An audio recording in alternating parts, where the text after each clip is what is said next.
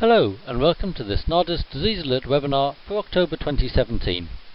My name is James Aitken and I'm one of the partners at Orchard Vets in Glastonbury.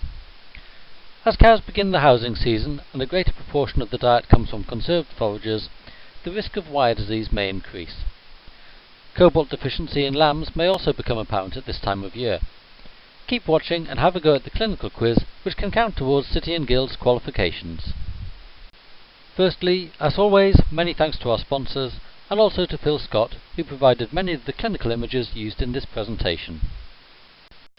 Traumatic reticulitis is a sporadic condition in cattle caused by sharp objects penetrating the wall of the reticulum, or first stomach.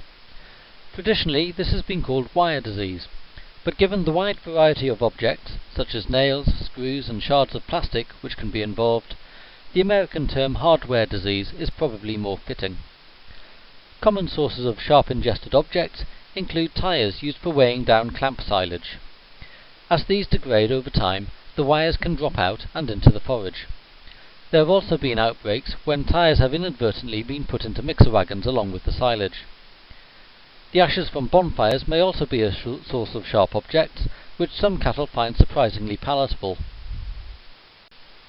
Cattle can show a variety of clinical signs depending on the structures damaged outside of the reticulum, but almost all cows will show marked abdominal pain. If the object penetrates the sac surrounding the heart, accumulation of pus can prevent the heart from filling adequately and may cause distension of the jugular veins or fluid accumulation around the brisket. Appetite and milk production usually drop dramatically. Cows are reluctant to move and will stand with an arched back. Often cows will refuse to dip their back if pinched over the withers. As the sharp object moves with the wall of the reticulum, sometimes a cow will give an audible grunt during rumen contractions. Diagnosis is usually based on the presenting signs, but using a metal detector is of no value, as some penetrating objects may be non-metallic, and there may also be plenty of metal objects in the rumen which are not causing any problems, such as the weight from some boluses, which may remain in the reticulum for the life of the cow. Surgery can be done to search for and remove the offending item, but unless this is undertaken rapidly, the damage will already have been done, and local peritonitis may mean that recovery is slow and incomplete. Many mixer wagons incorporate a magnet on the dispensing chute, but this is more of an indicator of metallic objects in the feed and will not catch every piece. Likewise, rumen magnets will retain many small metal objects safely until they corrode away, but are not guaranteed to stop every wire or nail from causing problems. Care is needed to remove any degrading tyres from silage clamps, and given the difficulty in sourcing newer tyres, some thought should be given to simply replacing them with safer alternatives. Moving on to cobalt deficiency in lambs, cobalt is a metallic element present in trace amounts in soil and forage. It's important to animals as a key ingredient in making vitamin B12, or cobalamin. Cobalamin is made by bacteria in the rumen and then absorbed by the animal. States of deficiency, also known as pine, may occur in areas with a genuine cobalt deficiency, but are exacerbated if there is scour, for example with parasitic gastroenteritis, which reduces the absorption of cobalamin from the gut. Signs of cobalt deficiency are most commonly seen in weaned lambs at pasture in the late summer and autumn.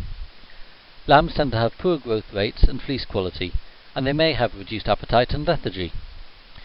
After several months, pale mucous membranes may be noted and tear staining of the cheeks. In severe cases, lambs may show signs of depression, aimless wandering and head pressing. Deficiency in adult sheep is rare, but may cause poor fertility. Diagnosis may be surmised with local knowledge of soil types and the clinical signs, but it can be confirmed by your vet with blood tests. For animals suffering with cobalt deficiency, vitamin B12 can be given by injection initially, but should be followed up with monthly cobalt-containing drenches. Cobalt-containing boluses are also available. These tend to be more expensive than the drenches, but being longer acting, they reduce the need for repeat handling and are therefore less labour-intensive. Finally, you should make sure you have a parasite control plan worked out with your vet, which will in turn reduce the risk of poor cobalamin absorption. This month, also keep an eye out for liver fluke in cows causing weight loss and scour, and also Johne's disease in sheep, which causes emaciation but rarely the scour as it does in cattle. Routine jobs for October include turning in rams for March lambing flocks, ensuring they are healthy and their raddles fit correctly. All cattle and sheep farmers should also review the need and protocol for fluke treatment for their particular situation with their vet. That's it for this month, and I hope you can join me again next time. Please don't forget to follow the link to the clinical quiz. Bye for now.